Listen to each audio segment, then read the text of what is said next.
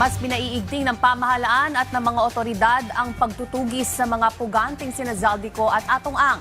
Kaugnay nito, nakikipag-ugnay ng Pilipinas sa Sweden sa posibleng lokasyon ni Ko, habang nasa Cambodia na ang liaison officer para sa posibleng kinaroroonan ni Ang.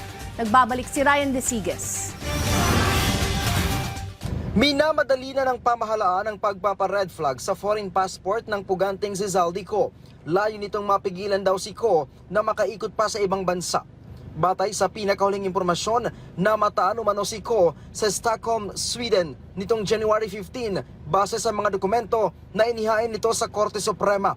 Ayon kay DILG Secretary John Vic Remulla, makikipag-ugnayan ng Pilipinas sa Sweden kaugnay sa posibleng lokasyon ng dating mambabatas na merong warrant of arrest dahil sa anomalya sa flood control projects. Sa ngayon kasi, tanging Philippine passport lang ang nakansela kay Ko.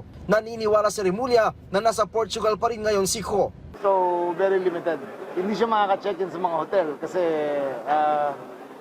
yung mga credit cards rito frozen na. Maliban, kung alam namin, mga $100 million ang dinala niya abroad via crypto eh.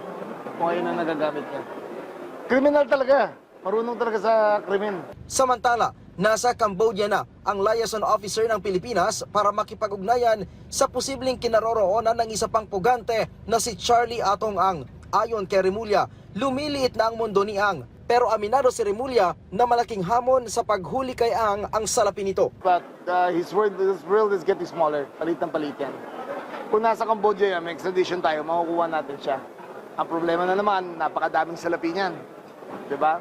Pero hindi posible lahat yan. Si Tevez, napakaraming salapi, pero nakuha pa rin natin sa Timor-Leste. So with ngayon na Pangulo ng ASEAN ang ating presidente, baka sakali ang coordination meeting niya mas maganda. Sa nakalipas na 20 araw ay 18 sites na ang na-raid ng PNP sa posibleng kinaroroonan ni Ang. Ryan Lisiges para sa Pambansang TV sa Bagong Pilipinas.